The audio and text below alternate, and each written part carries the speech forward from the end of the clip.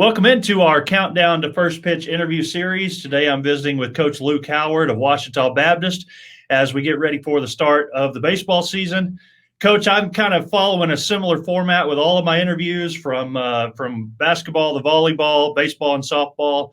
We got to go back at least a little bit and talk about what it was like in March of 2020. And of course, baseball was playing. You guys were 20 games in or so, but about a third of the way through the conference season, if I remember correctly.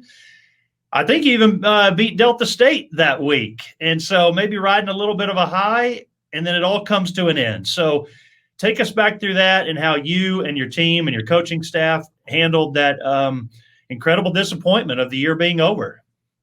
No, I don't know if anybody can handle it the right way. It was so fast that you really didn't have time to either do it the right way or the wrong way. We were actually out inter-squadding on a Thursday, and we were going to be playing Southwestern Oklahoma that weekend. The games were going to be on Saturday and Sunday, and the guys were showing up from class that were late to practice, and they were coming out saying, "Did you see the email? Did you see the email?" And no, I hadn't yet, so I just pulled the whole team off and was like, "Guys, I read the email. The guys were telling me about it. Let's just get out of here. We'll meet back up when I know a little bit more." There was no point in finishing that practice, and by that night, and we had to be out of here.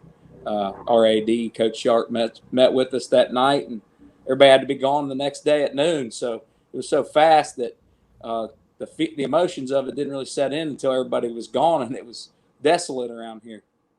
Yeah. What did you do to pass the time? Did you get creative? Did you learn anything new? Well, when you have kids that are going through the same thing of your own, that are in school as well and trying to finish their virtual school, I mean, that takes a lot of time when both parents have to chip in and help out there. But from a baseball perspective, I try to keep it a little bit of a normal schedule until summer with the coaches, with Coach Rockwell. We come in and try to keep the field ready and just give us a little sense of normalcy, really for the mental part of it more than anything, to get out there and do something from a professional side. Right. Yeah. I'm an audio video teacher at a high school. I packed up all the video equipment I could possibly find and took it to my house and tried to recreate things to be able to teach. And it was just, I can't imagine being a coach and you can't take the baseball field with you, so. But hey, let's move on to this year now. So, we're going to hopefully have some games. We're going to start those up soon. Hard decisions, I'm sure, when it came to your seniors. How did that kind of work with some of your older players? Are you able to get any of those guys back? Did some guys have to leave? What's the deal there?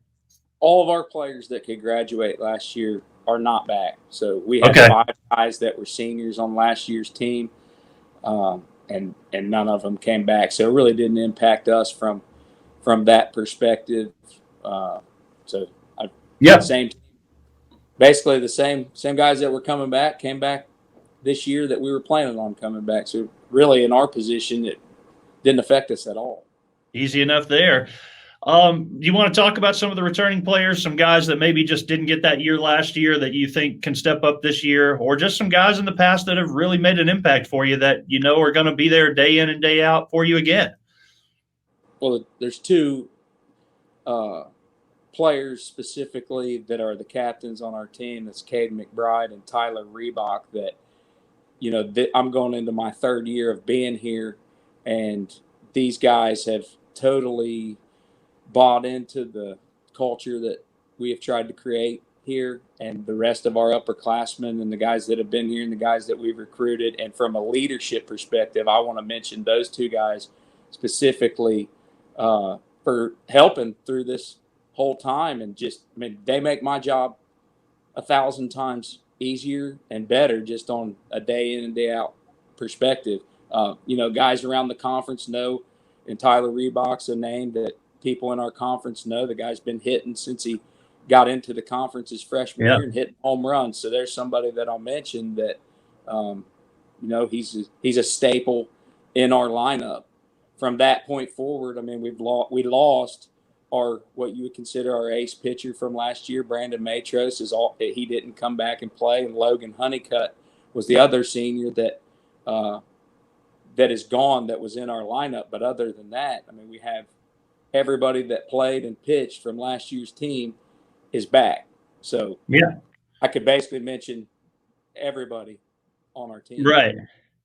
Well, I was going to ask a little bit about pitching and you mentioned Matros there. And when you think of Ouachita, we talk every year about some of these names. You've had some real staples, some real aces, some guys that the league is going to know about 20, 30 years from now. They're still going to be talking about them. So do you feel like that could again be something that you're hoping to see great success out of this year? Do you have some arms where you feel like they're going to be guys that might be remembered down the road? I hope so. I mean, I hope every coach thinks that at the beginning of the year. That's the plan. I believe in our development and what we're doing around here. So hopefully these guys can do it on the baseball field. But there's a few guys that have that potential. But you never know.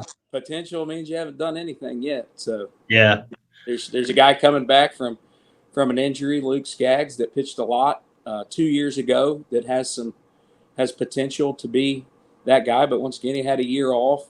Bo Burson's coming back from having some innings last year.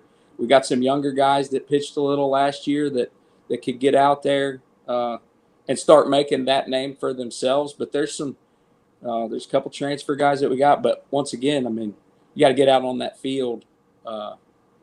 Some inexperience out there for sure for us, but I can't wait to get out there and see these guys actually play a game and see what they can do.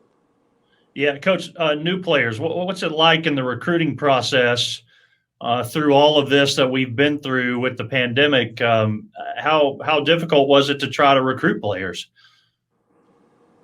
Well, we had gotten most of our high school players by that time, so that was good for us. And by that time, and knowing we didn't have any seniors coming back, we knew exactly what we needed.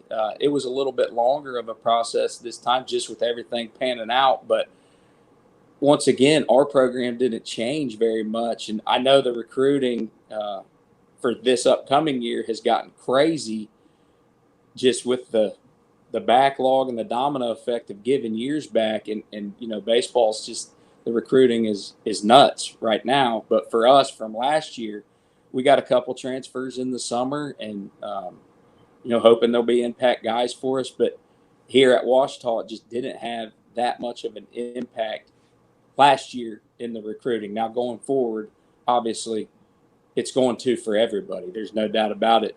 That will affect every high school player, JUCO, transfers from Division I, everything is going to be affected, and it's definitely not easy to sift through. What's that? It's not been easy to sift through, but it's part of the job.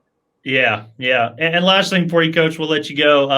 As you kind of look into this year, what do you think is going to be a strength? What right now do you feel like is something your team is doing well or will do well early on? It's grown into being that continuity of a group. I mean, that's what you show up to work every day and with your coach and staff and older guys trying to get to there.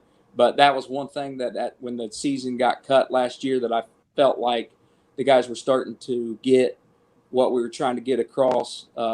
Not necessarily about wins and losses, but the culture, the big C word that we're trying to ingrain in here of at the end of the day, I mean, it is about wins and losses as well. Getting over that hump to get out on the field and take what we do in the weight room and our development and practice and meetings and all that stuff and taking it out on the field and putting it into play out there. But I think that, to me, with the amount of players that we have coming back, and you're probably going to hear it a lot from different coaches that have guys coming back, is that continuity, the leadership, the just going out to practice and guys knowing exactly what in the heck we're doing. It makes for an exciting team to be able to coach. Yeah. All right. Well, Coach Luke Howard, I appreciate the time today. I want to wish Ouachita the best of luck this season. Thank you. Thank you, sir.